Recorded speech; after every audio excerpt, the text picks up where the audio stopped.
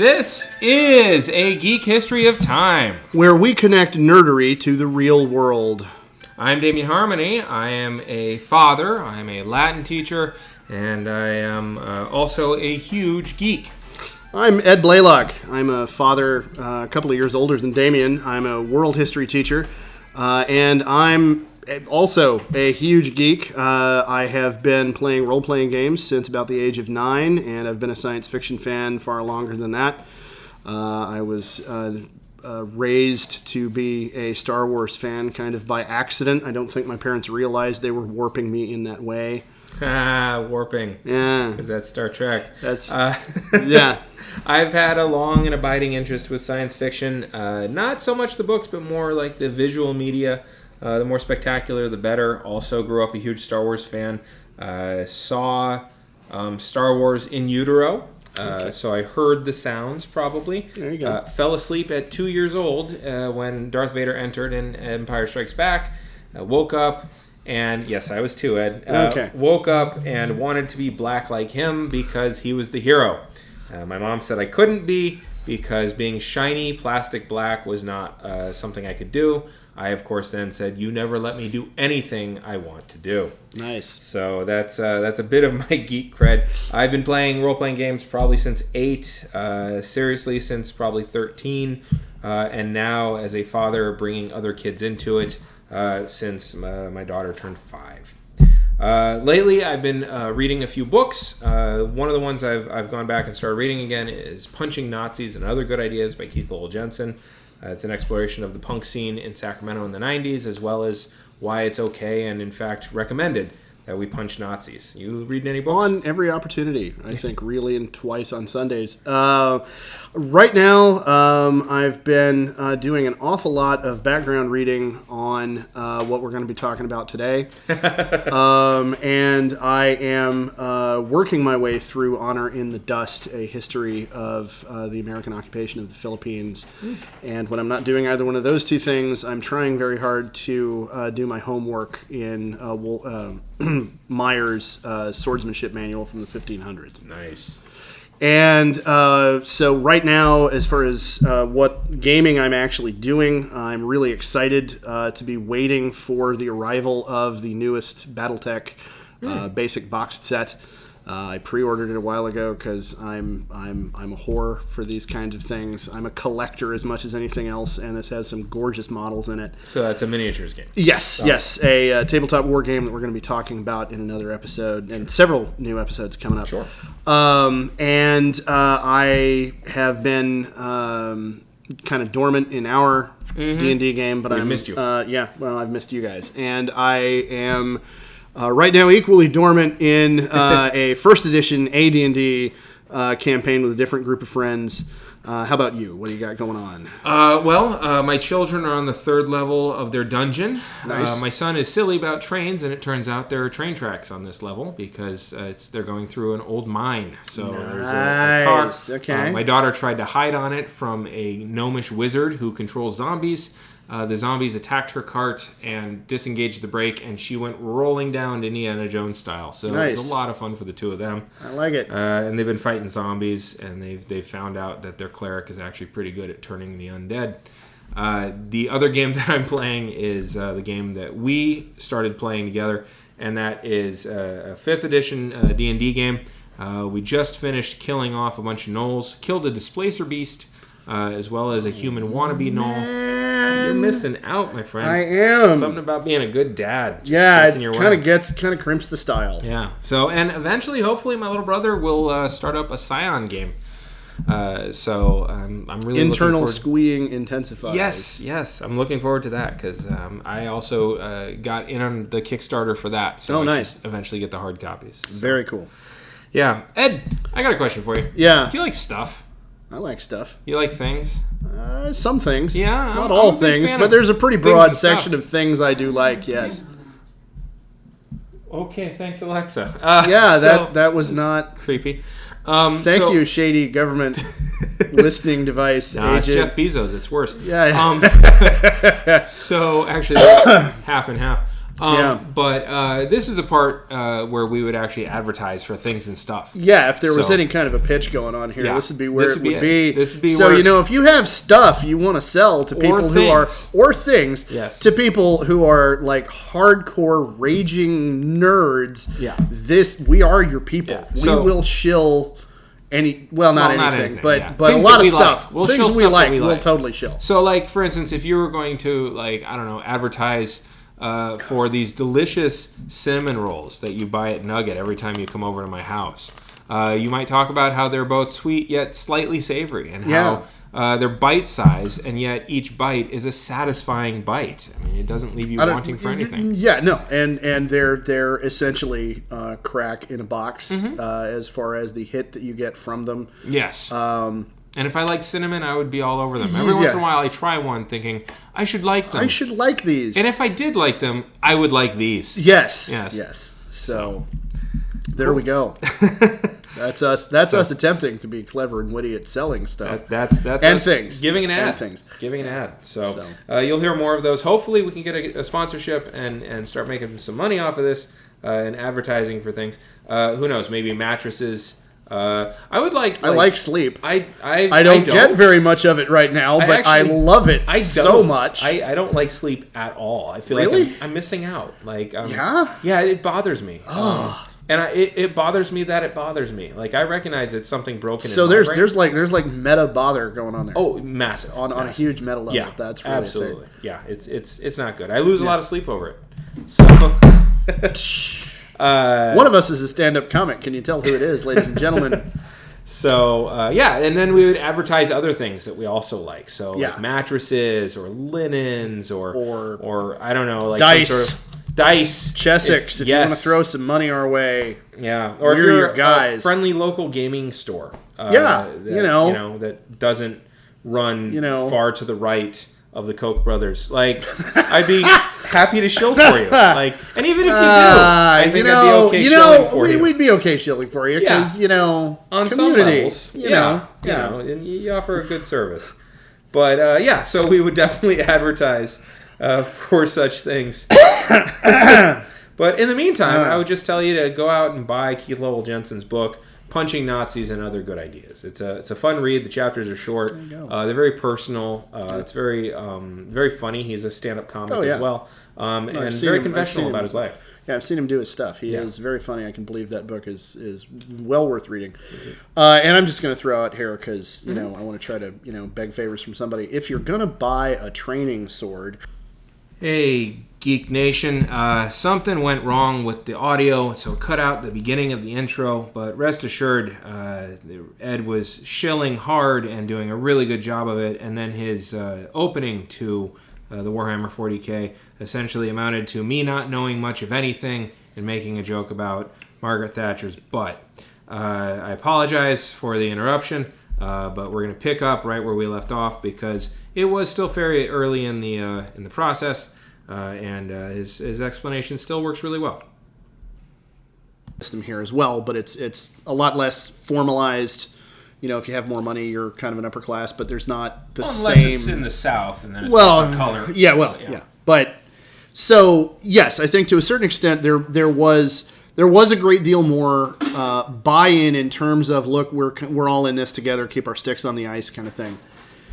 Which I just used a Canadianism talking about the UK. Nobody get on me about that. I'm trying here. So, but the war, the war ends in 45, and their economy is still a shit show. Okay, they're a fumbling weak man, and they're an old boxer who's had more than the fights they should have. Yes, I mean they used to be the champion. A lot of head blows. Yeah, a lot of blows to the head. Punch drunk now. Yeah, and economically speaking, and then so in the UK, rationing didn't stop with the end of the war. Okay, rationing stayed in place until 1954, and in some cases after the war, because all the boys came home, rationing actually got stricter. Right. And as a result of all of this, in 45, as the war ends, the Conservatives lost control of Parliament. Okay, now the Conservatives had Winston Churchill. Yeah. Churchill was the guy, the leader of the Conservative Party at that point. Now, how long had they been in power? They had been in power. I remember seeing this, but I didn't write it down in my notes. They'd been in power since I want to say before the war. Okay, so like since 38 or like I'm 30, thinking Munich. More like 34. Okay. They'd been in power for a long time. Okay. And I'll at some point have to look it up and issue some kind of correction. But they had been in power for a long time. And at the end of the war, everybody said, "Look, we're sick and tired of this. The war is over," and they elected Labour. And Labour took control of Parliament in 1945. Mm-hmm. And they nationalized 20% of the nation's economy over the course of the next several years. They laid 20% of the nation's economy got nationalized. Now, in our terms, how much of our economy is nationalized now? By way of comparison, not anything like 20%. Okay. And again, smaller society, so smaller society, so it's much more. Yeah, so it's more acutely felt. Okay. So, as examples of what they did, they founded the National Coal Board and they nationalized the Bank of England in 1946. That nationalized all of coal production, which back then was energy production. Right. And the central bank was taken out of private hands, nationalized. That's 46. Wow. They formed the National Health Service in 46. They nationalized healthcare right then, 46. Okay. Now, it's interesting to note, a National Health Service had been proposed in a white paper by conservative members of Parliament back in 1942. But it was under the Attlee ministry, this liberal... Clement Attlee. Yeah. Who was, I think, the last one who had been in charge in the Labour Party, right? Like, leading up to the Conservative takeover. Yes. Okay. Yeah. So Attlee took over as Prime Minister, and they enacted the National Health Service under him. It started operations in 48. So... Okay. In 1946, again... the very, very next year after they took control of Parliament, they passed the National Insurance Act, which instituted an old age, unemployment, and infirmity pension paid for by workers with a flat national insurance fee. It's kind of the British version of Social Security, which is, on that side of the pond, is much more inclusive. It covers a lot more stuff. Okay. Along with this, soldiers' pensions were increased. Oh. And a greater number of soldiers' pensions got paid out. After World War I, there had been like 3 out of 4. After World War I, it had been 1 in 3. So 1 claim out of 3 for soldiers' pension got paid. Wait. I'm sorry. In order to qualify, there were conditions that you had to meet as far as being wounded, suffering. It was like a disability pension. Oh, okay. So it wasn't. It wasn't just you served in the armed forces, you're going to get a pension. Okay. It was it was specifically VA help. Yeah. Okay. Yeah. Because I was thinking in terms of the bonus marchers. In America. Yeah. No. Where they're like, we were promised a bonus. Yeah. And if you promise something, you should deliver on it. 33%. Yeah, and then you send MacArthur to kick them all out of the park in front of the White House, or you send your wife to bring them tea and make things better. Yeah, well, you pick one. Well, we did. So before World War I, it had been 1 in 3 of these had been paid by the government. After World War II, after 46, they started paying out 3 out of 4. So they're covering a much greater percentage. They're providing a benefit to a much greater percentage of these guys. Okay. In 1949, they then exempted these benefits from taxation. So the income you got from the old age pension, unemployment pension, all of this, totally untaxed. Okay, so it's after-tax income. So essentially, if you're a wounded soldier and you get a pension back then of like $5,000 a year, okay, you and I have no idea what in real dollars that would be, but let's pretend 5,000 because that's easy for me to do math. Prior to that, you'd have to pay tax on that. Yeah. And then after that, they said, no, all of our tax money went into paying that for you. Boom. Bingo. Okay.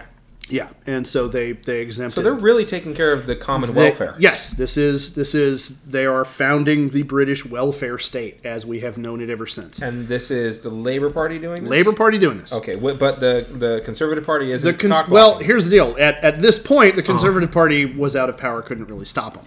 Okay. I mean, they could they could resist, they could try to gum up the works, do whatever they, and it's a parliamentary system. So if your party's in charge, it gets to do what it wants to do. And then there's actual accountability. And there's actual accountability at the time of the election. Out if you don't like it. Okay. Precisely. Yeah. And so also in 1946, at the same time that they're increasing pensions, that they're nationalizing those parts of the economy that I mentioned, they instituted a development program to dramatically increase the availability of housing. They passed 2 pieces of legislation. In 46, it was the New Towns Act, and in 47, it was the Town and Country Planning Act. And that gave local authorities, so think the... This is WPA. Yeah, kind of. Yeah. And it essentially freed up the equivalent of county government. Okay. In the United States terms. Gave them more freedom to obtain property to build publicly funded housing, subsidized housing. Okay. They provided housing to people with subsidies for rent. Okay. Okay, so you've got now the beginnings of the state that we see in the UK today, where low-income housing is heavily subsidized by the government. Right. The government is spending money in a very Keynesian manner in order to generate prime the pump. Yeah. Which is what we were doing during the Depression. Yeah. And leading into the war. Yeah. So 4 out of 5 homes built under this plan were council housing, which is publicly funded, subsidized. Housing. Right. Now, just real quick, yeah. I would also point out that there were other countries that were doing things like this in the 1930s. Yes. The Soviet Union, that's an obvious given. Well, yeah. But also Nazi Germany was huge on this. What's interesting about the welfare state? There's everybody's in it. A lot of historical ink has been spilled over the welfare state, and people who are hardcore libertarians, hardcore small government type people really like to point out that, this is what, Stalin and the Nazis were, these welfare state types. I like that those two are in the same the same category. Without the word fighting. Somehow. Well, yeah. Well, and they like to point that out, but, so was Bismarck. Yeah. Iron and blood. Bismarck, yeah. Well, and the thing is, they had different reasons. On the left, politicians wanted to enact the welfare state in order to eliminate social inequality. On the right, politicians saw the value of the welfare state as a way to blunt communist and socialist revolution. It was, if we give people what they want, we can still maintain liberal democracy as we know it now with these kind of modifications, or we can try not to do this, and we can, have the threat of a workers' revolution where we all wind up, against the wall with blindfolds. And I know which one I prefer, know. Right. And so everybody, you see this movement toward the welfare state from the very far right. Yeah. And from the kind of center left. Right. The far left, well, Stalin and the Soviet Union did this stuff out of the socialist, ideal. Yeah. But then in the moderate left, we don't want to have the far left get control of things and kill us too. Right. And so there's this tension. Everybody in Europe culturally is on board for a welfare state. Yeah. On that side of the Atlantic, it became part of, and I'm flaking on the term, whatever the window is of what rational discussion. Oh, okay. Rational ideas. Like it was just part. It was electricity is a part of our podcast. Yes, it was the background social contract kind of understanding under which everybody operated. Was this is the paradigm under which in which we're all going to operate politically. And Nixon in the 70s even said we're all Keynesians. Yeah. Like Nixon. Yeah, Nixon. Bloody Nixon, for God's sake. So everybody's on board for this. Yeah. Yeah, and we had programs on our side of the pond that were absolutely about this. During the Depression, we almost got there. I mean, FDR's, the WPA is, one of the biggest examples I can think of, public construction, all that kind of stuff. Yeah. And then even after that, the idea to put together public housing, federally funded public housing. Yeah. Well, the GI housing, Bill. Yeah, GI is Bill. our version of soldiers' pensions in some ways. Yeah, in a lot of ways. Okay. With a very, we think we're a frontier nation, by your bootstraps kind of twist on it. But yes. Which is funny because we had an essayist actually write in 1893 that the frontier was closed. Yeah. Frederick Jackson Turner. Yeah. Okay. So their idea was our mentality hasn't. We as a country have not. Well, absorbed some of that's that. also the geography. Like we can spread out, and we come from a country of people who said, "I don't like this. I'm leaving." Yeah. And we came here and pushed everyone else to the side. Yeah. Well, and as soon as the people who got here looked around and went, "I got too many neighbors. I'm leaving." Right. Went west. I got Hence too many Kentucky, neighbors. I'm leaving. I went. And now you get out to San Diego and they built piers. To go further west. Yeah. So, as far as they could go. Whereas England is an island. So they got to take care of. There's not a lot of places to go. Okay. Yeah, I just want to point out that when we were talking about England a moment ago, whoever's listening to this, all three of you. Thank you, both of you, yes. Yeah, thank you. You couldn't see it, but talking about Britain being an island, we both held our hands up in this kind of, jagged, kind of, contained space kind of way. So this housing was constructed. There's over 1 million new homes built. Wow. By 1951. Now, did they ban the Jews like we did? No. Okay, so it's not suburbs. No, it's not Levittown. No. Okay. Levittown, privately funded. Right. Somebody making a buck. This is welfare state. Different thing. Very different. So, and understand, when I was reading the article that I got this information from, they mentioned over 1 million new homes were built during this period of time, and they said this did not meet targets.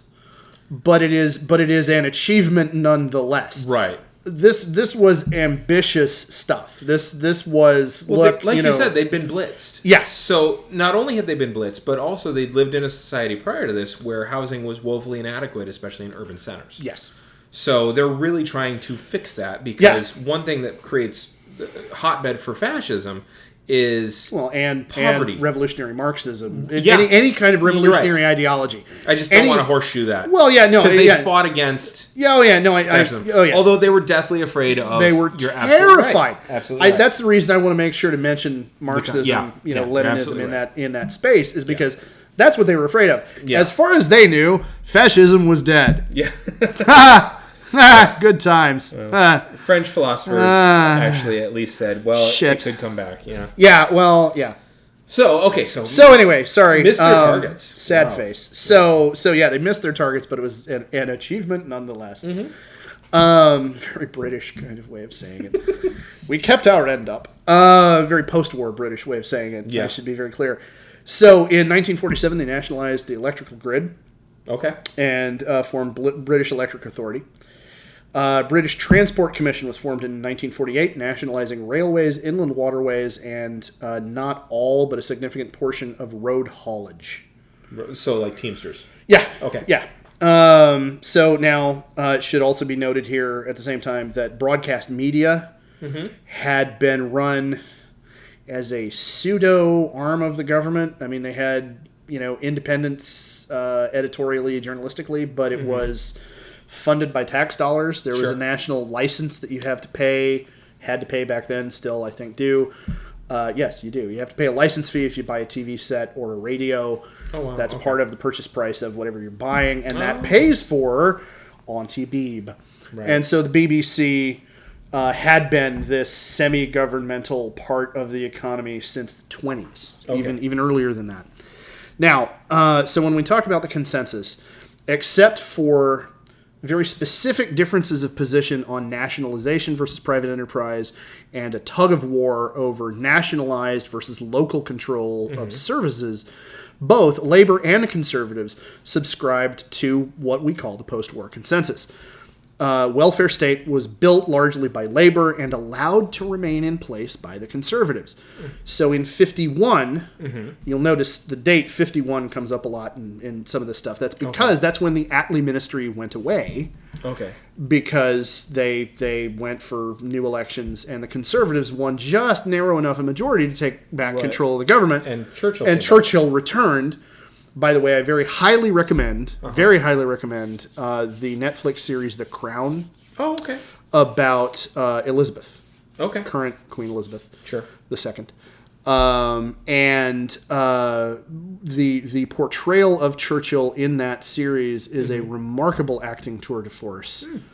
And it goes into the political infighting and the concerns that everybody in the conservative government had during that time in the 1951-52 era. It's remarkable. It's also great TV. Also set at that time as a TV show that I used to watch. I would like to get back to it eventually, but called The Midwife. Yes, and it's talking about the foundation of the NHS. Yeah. It's set. Yeah, right I have not time. had the chance to catch it, but everybody who has seen it tells me how great it is. It's really good. Okay, so both parties were Keynesian. Both parties were like, no, prime the pump, fuel job creation by putting all the money we can into the economy. The government, if the government runs a deficit, it's fine. That's okay, because we'll get there eventually. We'll get there eventually, and to a certain extent, Keynesian economics is based on the idea that it's all monopoly money at the end of the day. Anyway, Which it kind of is. That's all promissory notes. Yeah, that's kind of the man behind the curtain in Keynesianism, but. And so they all supported significant government spending to a greater or lesser extent. Labor was like, no, man, we're going to spend all the money. Conservatives were like, we're going to spend most of the money. Was the difference. So even after the Conservatives gained power in 51, the underpinnings of this new welfare state were left intact. Labor, like we talked about, labor saw it as a way to equalize society, the class system. And the Conservatives saw it as a way to keep actual communists at bay, because that's what they were now terrified of, because we beat the Nazis, and now we have Stalin and the guys that came immediately after him, Khrushchev and those guys, and my God, they're terrifying, and they're the Reds, like we've talked about in a previous episode, and my God, they're coming for us. And so power changed hands between parties after this. But no one rejected the Nobody rejected the basic notion that, hey, look, this is the system we're operating under. This is how things work. Now, at the same time, all of this was going on domestically. The empire, the British Empire, the one that the sun had never set on, at least in over a century, was falling apart. It's important to remember that pre-war, in the 20s, Britain had controlled 23% of the world's population and 24% of its land mass. Wow. That's something for an island nation that had a navy.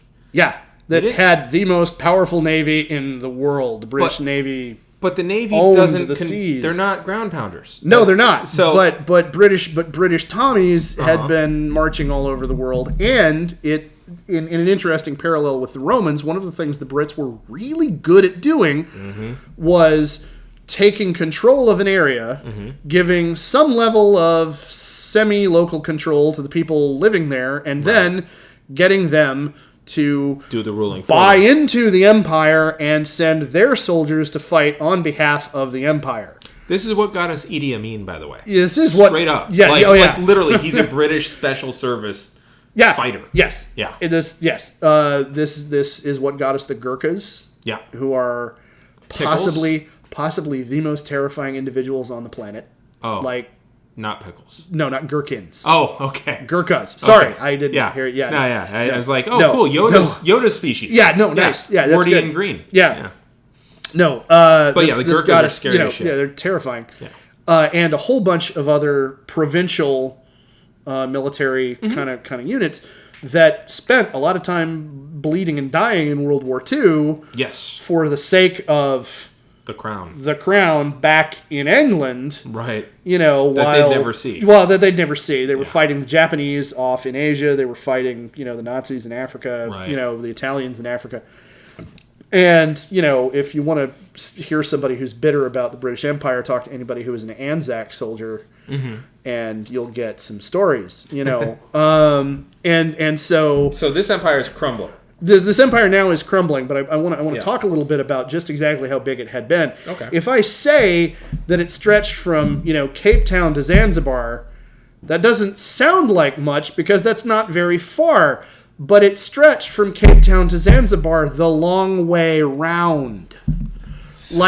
Like when they said the sun never set on the British Empire, literally, Right. It was always daylight somewhere where there was a British flag flying.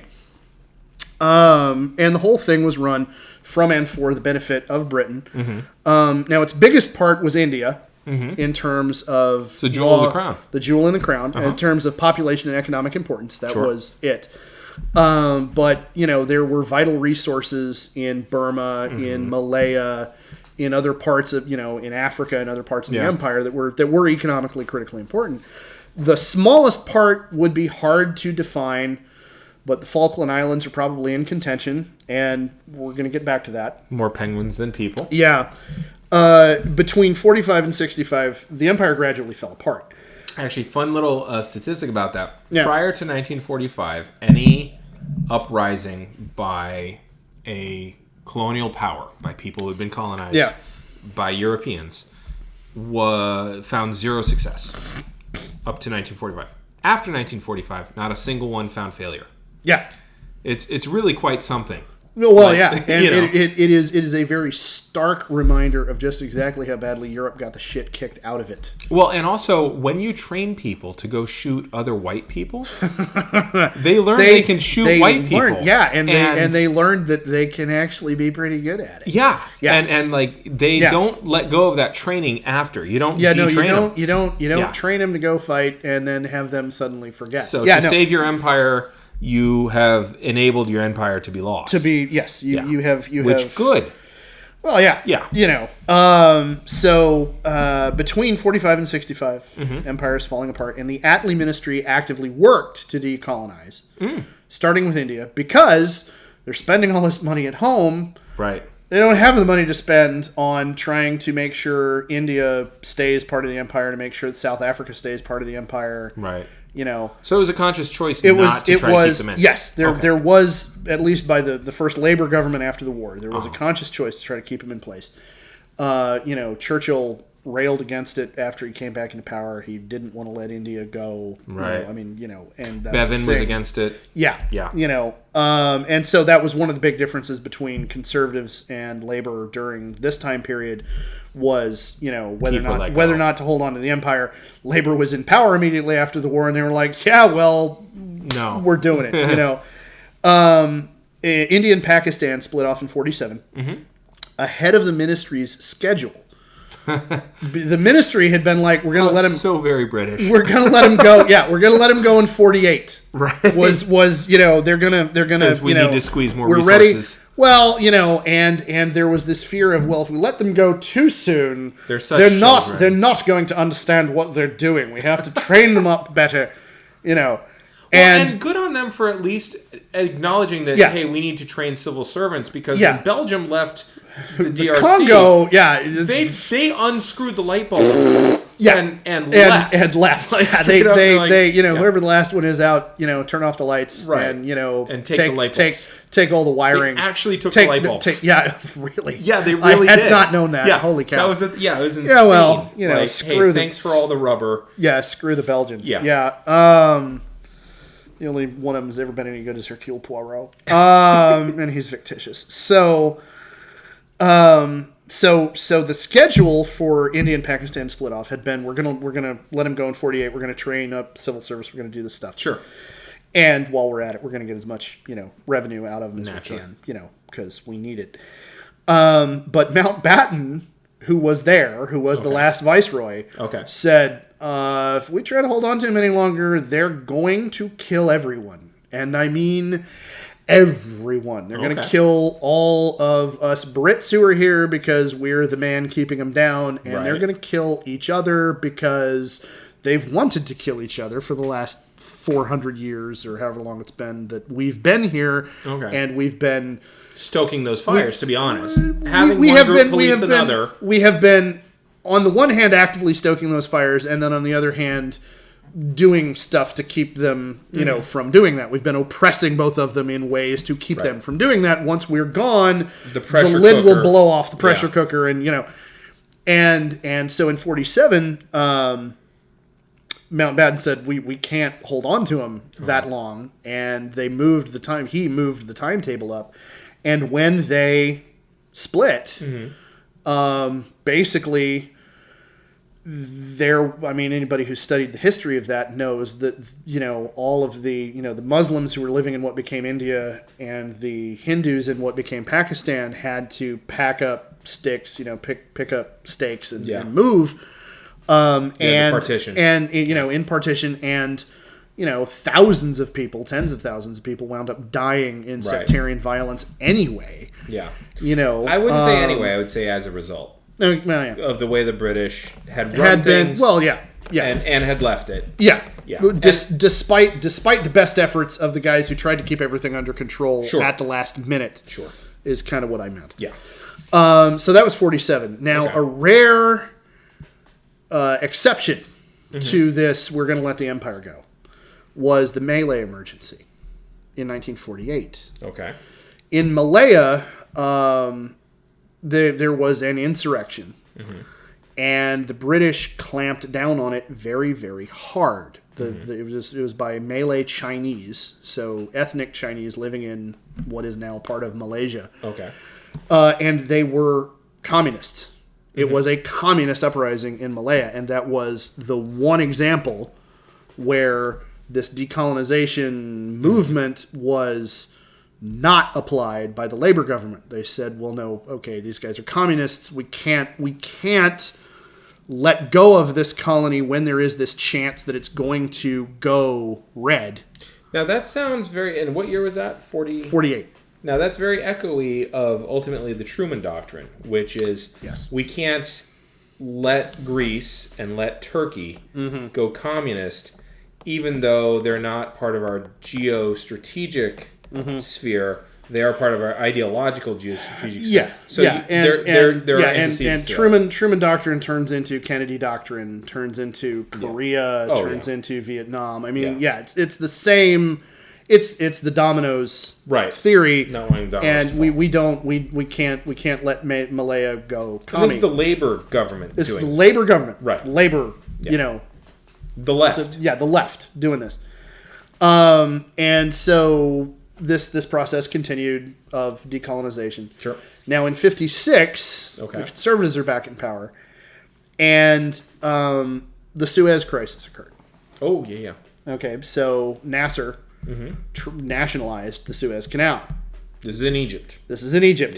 Yes. Now Egypt is its own country by this point. Yes, Egypt has broken away. Yeah, a lot of British colonies in Africa are now African countries. Yes. And a lot of French colonies are starting to turn into African countries as well. So you absolutely see a nationalization of resources that used to be used by the British Empire. Yeah, and now Nasser is one of these fascinating characters out of 20th century history who we don't really know whether he was serious about I'm going to go with the Soviets or not, but he made a lot of noise about making friends with the USSR. In that way that, students who want to try to get attention will, threaten to do stuff, and you wind up, engaging with them one way or another. Right. He made a lot of noise where it sounded like he might go over to the dark side, in quotes, the red side, going over to the red side. And so him nationalizing the canal was this, hyper fear of communist, panic kind of moment. Anytime somebody nationalizes something, that people are afraid that they're going communist, which is funny because Britain had just nationalized a fifth of their economy. Yeah.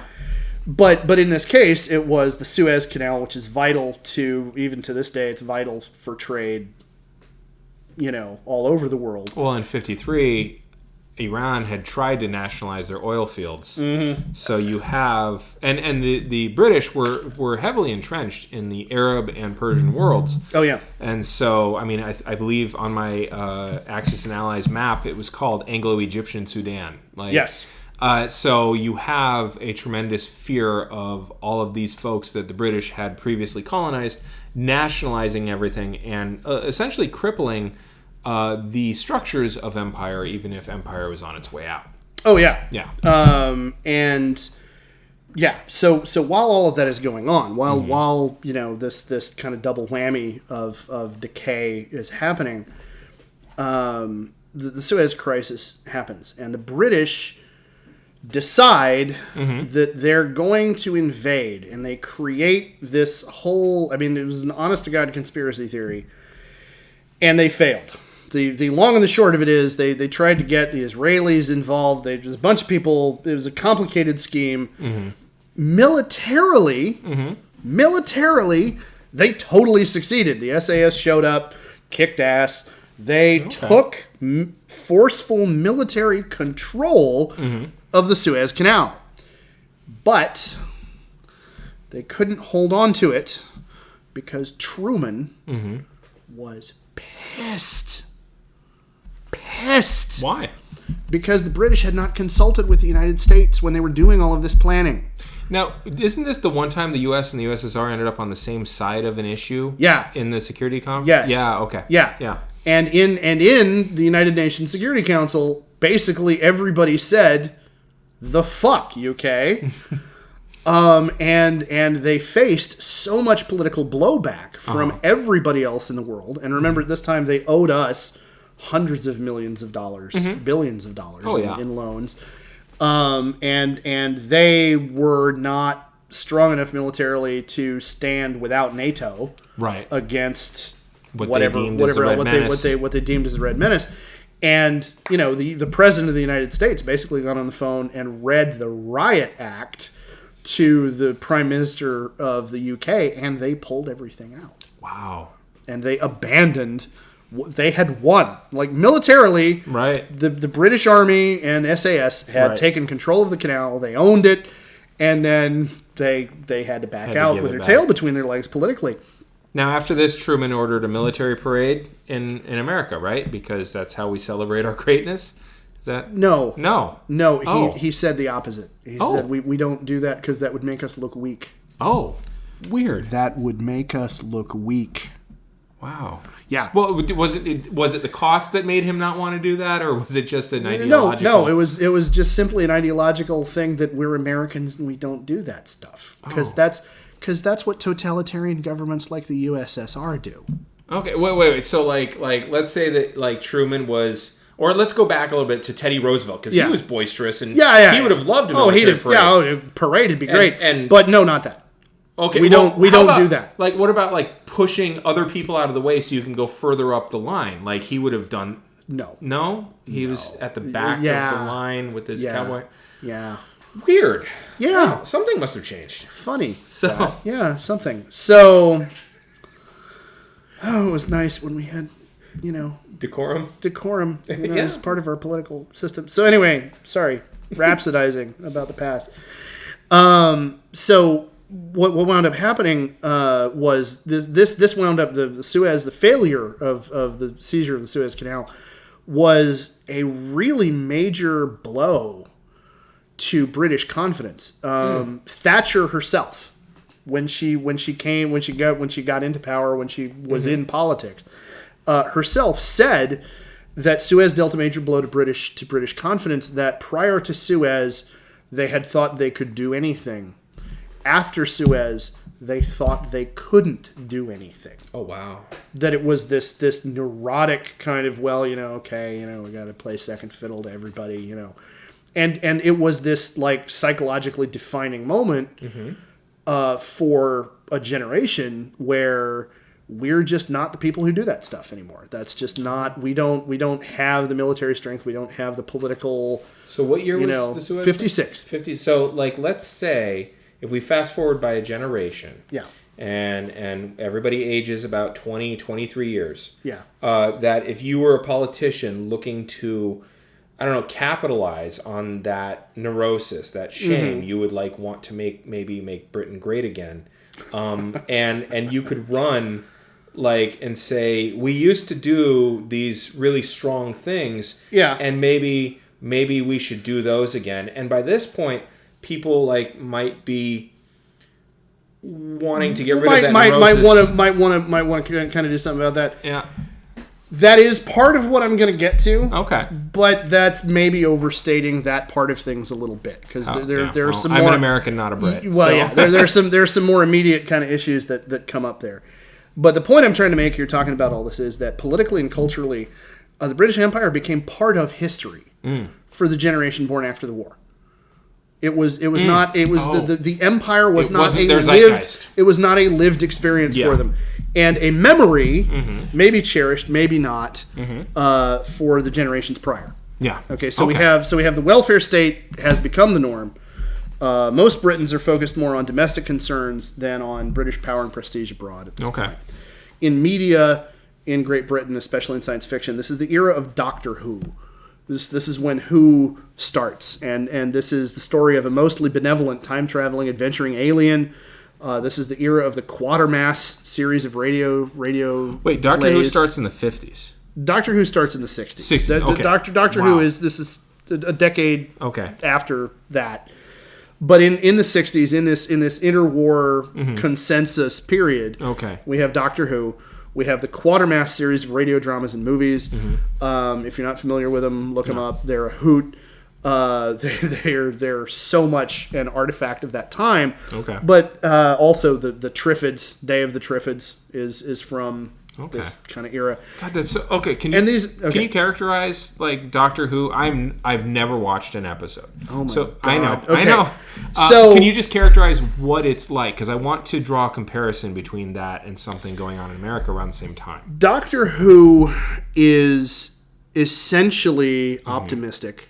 Okay. And it is about a time traveling, human looking alien who travels through time and behaves as a trickster god with good intentions, depending on what era of Doctor Who you're talking about. Sure. You know, it gets darker and grimmer, it gets lighter and fluffier. Early Doctor Who was very explicitly, still is, defined as a youth, a kids, essentially a kids TV show, but a lot of adults watch it. And it's the kind of thing that it gets scary, and you run behind the couch to hide, but you're peeking up over the top of the couch. That's the way it gets. Every time. But it winds up ending well in the end.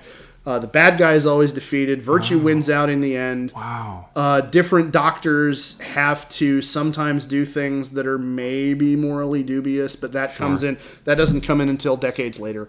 Early on. But I'm talking about the early. Yeah, stuff. Early on, it's very much science fantasy morality play. You know, but where morality wins out. Educational, where morality wins out. Educational kind of thing about we're traveling into history and let's learn about the Romans. Let's learn about this and that. Now, let me just push you off of that for a second. All right. In America, from 1959 to 1964, there's a TV series called The Twilight Zone. Yes. And I loved me The Twilight Zone. I watched every single episode. I have it on DVD because I don't trust streaming media to keep it for me. Yeah. I have it all. Yeah. And it was it was a mirror to our paranoia. It was a mirror to what is wrong with us. There was no optimism to it at all. In fact, many episodes leave you going, oh man, just the monsters over on Maple Street, I think it was called. The monsters on Maple Street. Is that the one where they? It's in one of the textbooks for English in the state of California. Oh, fantastic! Is that script? Oh wow, and it's the one, and it's the one where they're trying to break into the one guy's. Yeah. What do you call it? Bomb shelter. Yeah. Right. Okay. Yeah. Where the bomb didn't have to drop for them to destroy themselves. Everybody to panic and destroy each other. Yeah. And so I would just point out that on one side of the pond you have TV that is forcing us to look at ourselves very uncomfortably, and we are building all kinds of like bomb shelters and stuff. Oh, yeah. And on the other side you have, and this is sci-fi. Yeah. And on the other side you have positivity. Yeah. You have science and rationality are going to win us out of these situations, and there is this upward cast to these things. The Quatermass stories are schlock science. I mean, like drive-in schlock monster movie science fiction. But what happens in them is Dr. Quatermass comes up with the scientific solution to save the day. You know, and we don't get that. We don't get that until Star Trek, really, in 1967. Yeah. Like then you actually have a utopian writer. Yeah. You know, and stuff like that. So we're hardcore utopian. Yeah, but we're like behind the times as far as that goes. Because we were in charge of the Cold War. Yeah, we were the superpower facing off against the Soviets. The Brits were supporting us. Right. I mean, they was like what. But ultimately stuck in the middle. There's a level of we can't control that. What are we going to do? Yeah. Right. So then the late 70s happened. And let's segue for a second to talking about gaming history for a moment. Okay. Also in the late 70s, you and I were born. Well, I was mid-70s. Okay. Well, 70s, literally mid-70s, 75. Oh, I'm 77, so I'm technically... So it's kind of later. Yeah, I'm late. Mid, I'm technically late. Yeah. Okay. So, for a moment, however, Sure. let's talk about gaming history because we're nerds. Yes. In 1975, an auspicious year for geekdom, Games Workshop was founded. Okay. And Games Workshop is the company responsible for Warhammer 40,000, Yes. Warhammer Fantasy Battle, and all of the myriad of intellectual properties that have spawned off of them since then. Okay. And they were founded in 75. They started out as literally a workshop where they made game boards for chess, backgammon, and so forth. And then as soon as they could, they bought the United Kingdom distribution rights. They became the main importer for Dungeons & Dragons in the United Kingdom. Okay. And they expanded very quickly into then publishing their own D&D modules and their own other kind of game books. Sure. You may or may not have heard of the Fighting Fantasy series of books from the late 70s, early 80s. I've not. They're like Choose Your Own Adventure, only Okay. all it is like a fight between one character and another character. Is this like my Ace of Aces book where you're like choosing maneuvers? Very much, then, yeah. Which, Actually, by the way, it's I have. essentially, if you want to play. it's essentially the same thing. Okay. And if the author of that is a guy named Steve Jackson, not the same Steve Jackson who Okay. runs the game company in Texas, Right. same name, both game guys, but Right. there's one in Britain and one here. But that's Okay. like a sibling Sure. to that series. So they start publishing this stuff. In February of 75, they began printing a newsletter that at first was titled Owl and Weasel because they're Brits. They're British. And I don't, prog rock, I don't know. I don't get it. And then in 1977, that became White Dwarf Magazine, which is now That I know. the flagship hobby magazine Right. of Games Workshop. They founded Citadel Miniatures in 1979. That I know. Yep, and they produced originally. They did this to produce miniatures for D&D. So your pewter Wow. miniatures for Yeah. your elves and your dwarves and your 28 for the millimeter. DM. Yeah, Yeah. 28 millimeter artistic scale. So Mm-hmm. Enlarged features to make things easier to see on the tabletop.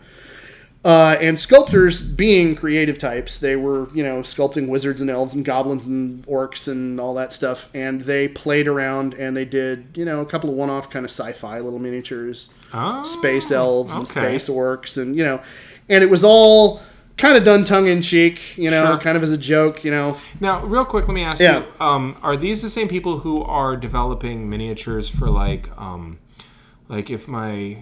when I met my dad, because I'm adopted, Yeah. at least by my dad. When I met him, he was huge into miniatures games. Okay. And also he had a computer. He's the only person I ever knew that had a computer at the time, and Okay. he played a text-based game. Oh, yeah. Zork. But it wasn't that. It was some Okay, knockoff but- because we okay. always did knockoffs. Okay. Like, everybody had Understood. Nintendo. We had the Sega, the sad Sega. The Sega. Oh, yeah. Okay, yeah. But he had these miniatures, and there's a wonderful picture of the two of us.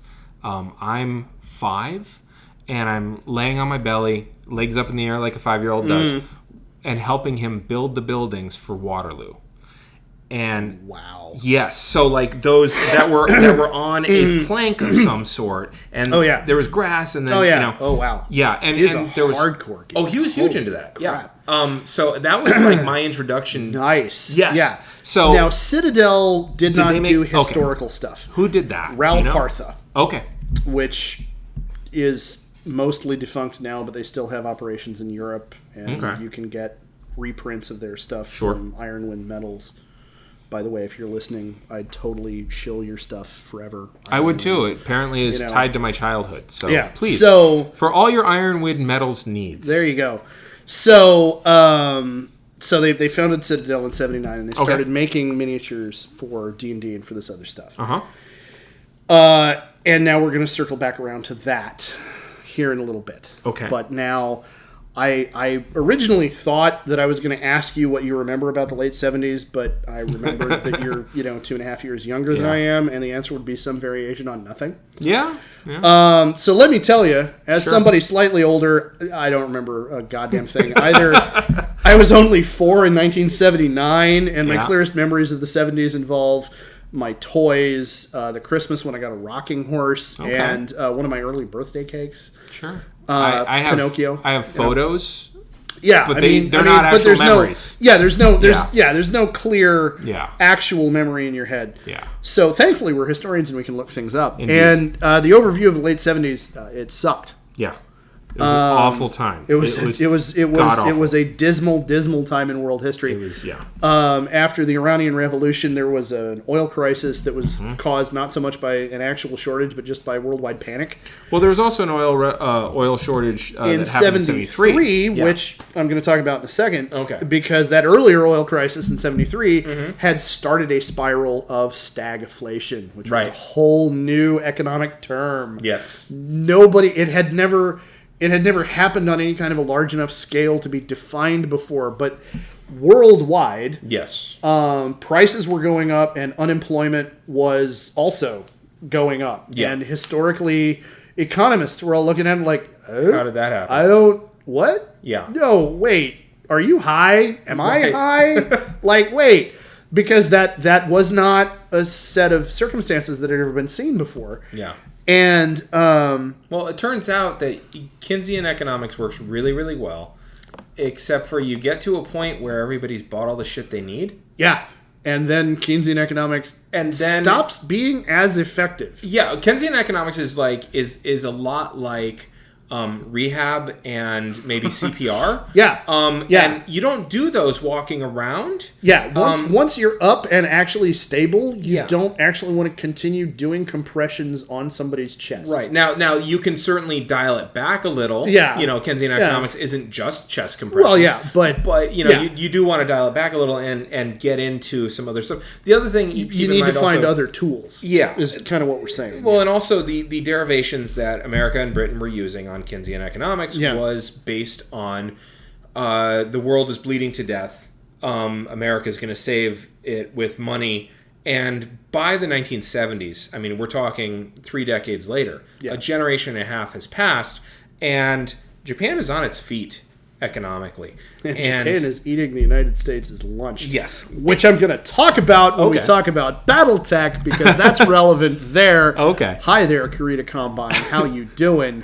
But, I mean, you have a lot of countries that are now no longer so dependent on either superpower, and both superpowers there's a very human tendency to get to the point where you're saying, this is how it is, this is how it will always be. Yeah. I remember very clearly Billy Idol saying rock and roll forever. He was wrong within 5 years. Yeah. And so economic policies, as it turns out, kind of thing.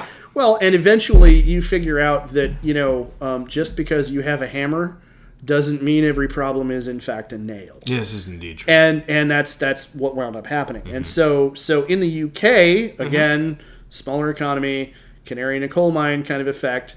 The problem was especially serious. Unemployment was very high at the same time that inflation approached 24%. That's huge. That's massive. That's terrifying. Yeah. And so the Labour Party at that point was then in power, and they made a deal with unions to cap negotiated pay raises at 5% or below in 1975. And the idea was, if we can keep wages from going up too fast, we can prevent we're going to try to prevent inflation from continuing to go up by capping wages, because that's something that we can make a deal with labor and kind of get this done. Now in America, it was, at least in California, it was property taxes. Yes. That was the big kicker. Yes. So it's interesting. These things are happening at the same time. So the agreement stated that free collective bargaining would come back in 1978. Okay, so for these 3 years, they're literally just freezing it. They're saying we're just trying to freeze wages, not even totally freeze wages. We just want to keep the raises small. Okay. So inflation did decrease. They got inflation mostly under control. It came down to, I want to say it was about 5 or 7 or 8%. And about the same time, that the income agreement was set to end, it spiked again. And wait. So at 78, at 75, they instituted 5% a 5% wage cap, and inflation got back under control. Okay. And then 77, 76, 77 passed. Inflation is still higher than anybody would like, but it was much more under control. Sure. And then in 78, it spiked again. Or Inflation in 77, 78, inflation spiked again right before this agreement was supposed to expire. Oh, wow. Okay. And the Prime Minister, Callahan, who, by the way, had made his reputation being, unions guy. He was referred to as the keeper of the cloth cap because he was, the friend of the union working man. He called for an extension of the agreement. He said, "Look, we can't go back to unrestricted bargaining." Right. And unions unanimously threw him the finger. Now in Britain, that's 2 fingers. Yes, you're right. They unanimously threw him 2 fingers. And the winter of 1978 and 79 was marked by massive strikes across the British economy.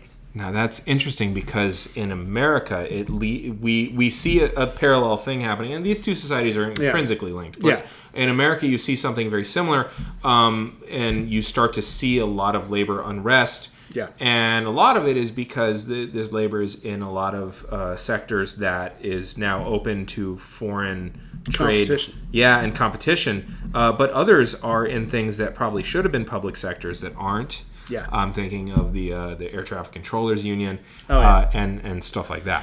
Yeah. So, and I think at this point, this is a good place for us to wait. But who gets elected? No. Yeah. Good one. Well played. I think we can pick up here because this is a good place. We've gotten this is the prelude out of the way, and we can get into talking about the actual rise of Thatcher. What happened from here, and then get into 40K, which I'm champing at the bit to do. So, part two. Coming up. Either in a week or in 3 days, depends on whatever, when we... something, weirdness. Excellent. Okay. All right. Well, thank you. Bitch and Camaro.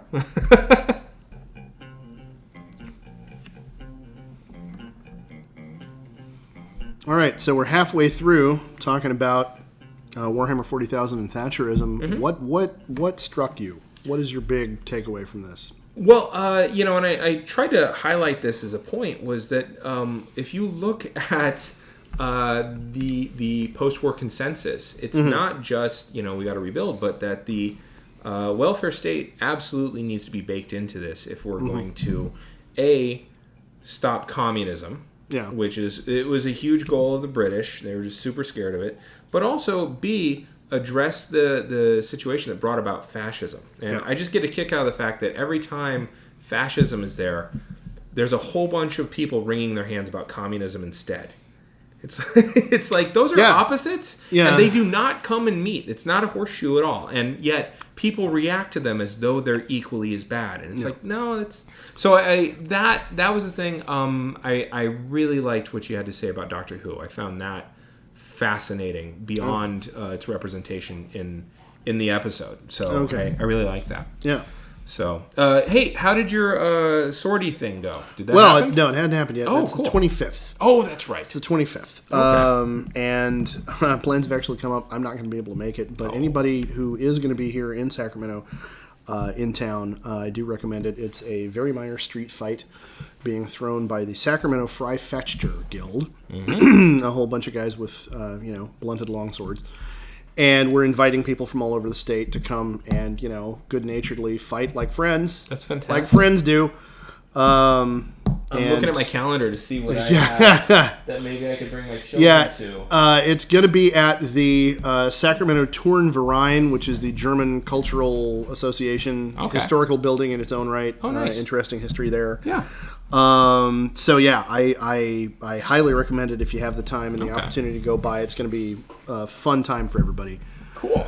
What do you got going on? Well, now this is August that you were talking about, August 25th. Okay, so I'm going to tell you some dates I've got coming up. Gesundheit. Yes, sorry. In September. On September 12th, I will be doing comedy in Walnut Creek. Okay. So I'm coming down there to my fellow East Bay friends. I'm hoping y'all can come to that. I'm assuming that this will drop after my show on September 7th here in Sacramento, as well as after my show in Benicia on the 24th. In October, what I really am excited about, though, is that the Capital Punishment is coming back. Nice. We're having our return. Bigger, bolder, better. There's going to be some new and improved things to it. I like it. Yeah, all three of us have traveled across the pond. Nice. And so hopefully we'll have some more fun puns. So that'll be right. a lot of fun. Are there any books that you want people to know about? Right now, I mean, I've recommended it previously, and kind of because of the compressed timeline that we're recording these on, I haven't really gotten out of it. But Honor in the Dust, I'm gonna keep still on it. I'm gonna keep plugging Sure. it because it really is a fascinating read. Okay. And I don't remember who it was who said that history doesn't really repeat itself, but it definitely rhymes. Yeah. That was one of my coworkers. He said that. Nice. Yeah. Okay. Yeah. I don't think so. But Well, he told me that. Yeah. He told Okay. me. Oh. Okay. All right. Cool. Yeah. No. But the book really does make that point That's fantastic. very crystal in clarity. Nice. So, how about you? What you got to recommend for me? A couple books. One, if you like sports history, there's a wonderful book by a guy named Josh Gross, who used to be, I believe, an MMA reporter. Okay. And he wrote a book called Ali versus Inoki. It's Wait. Yeah. So Ali at some point Muhammad Ali fought pasta? No, not gnocchi. Oh, okay. Inoki. Oh, okay. Antonio Inoki, a Okay. pro wrestler from Japan, huge in Japan. And Muhammad Ali wanted to fight a wrestler, and it was the first, well, technically not the first, but the first majorly publicized mixed martial arts event. Because Inoki, in addition to being a pro wrestler, if you're a Japanese pro wrestler, you also know how to shoot fight, which is Okay. yeah. So just explain that term for shoot anybody. fight is essentially you are fighting for real. So all this Okay. submission fighting that you see. Wow. Yeah. So it's the a big Japanese deal. don't do anything halfway. No, That's actually- one of the most remarkable things about Japanese culture throughout history is the banzai instinct is really a thing. The fun thing about actually Japanese wrestling, somebody once compared it because American pro wrestling. I'm a huge pro wrestling fan. You'll see in an upcoming episode. But Japanese pro wrestling is a real fight that they pass off as fake. And American wrestling is a fake fight that they pass off as real. Now, that was said by Jim Cornette, who's a Kentucky Valley wrestling promoter. Okay. And he's got 1,000 wonderful fun things to say. and he's not too wrong. Like, they basically... Well, there's barbed wire and like that's the broken death glass matches. That's and- different. But that still hurts. Okay, but that's Yeah. that's my exposure to anything I've seen yeah. about Japanese pro wrestling. Well, so Japanese because that's pro wrestling... bonkers enough that like we hear about it over here when it happens. Well, Japanese pro wrestling is essentially, it's like 90% real, but the outcome is still fixed. So what you'll do is you'll wrestle a guy, and then you'll give him a Holy chance crap. to get out of the hold. Okay. So Ali versus Inoki, they couldn't even agree on the rules. They finally did agree on the rules. There were no rules to absolutely nerf the heck out of Inoki because Ali's stock would have fallen. Yeah. And it was 15 rounds of the most boring ass fight you could ever possibly imagine. It was, but the book highlights how boring it is. Yeah, but it's fascinating. but it's written in a way that makes Yeah. it fascinating to read. So that's Okay. one I would recommend. Awesome. If you're not down for sports history, I'm totally going to recommend a book called The Sex Side of Life by Constance M. Chen. All right. And I absolutely, that sounds. oh That yeah, sounds- no, I absolutely have a brain crush on Mary Ware Dennett. There are two women that were kind of the leading pioneers for the birth control movement in America. Margaret Sanger was one. She got all the press. Mary Ware Dennett was actually the one who did all the research. Margaret Sanger was a strong believer and early adopter, but she didn't have the intellectual chops that Mary Ware Dennett had. And Mary Ware Dennett had just a fascinating life. So it's I really like books, because I'm a women's historian. Yeah. I really like books about the women that you don't hear about. So like for everybody who's heard about Susan B. Anthony, I'm a big fan of Matilda Jocelyn Gage. Okay. Which I'm name dropping names that no one's ever heard of. I'm looking at you like, okay, So, I'm totally nodding along. So- I want to hear about this, but I know nothing. But and I'll recommend her biography some other time. But The Sex Side of Life is about Mary Ware Dennett, and it's called Mary Ware Dennett's Pioneering Battle for the Birth Control and Sex Education. And it is such a good read. So if awesome. you are interested in either of those things, I recommend those books. All right. So anyway, so next week we're going to pick up where we left off. Yes. Talking about Warhammer 40K. Yes. Well, and we're going to have to talk about actual Thatcherism, but Yes. that's going to be pretty brief. Cool. Okay. Cool. Brief. So, all right. Well, we'll see you all later.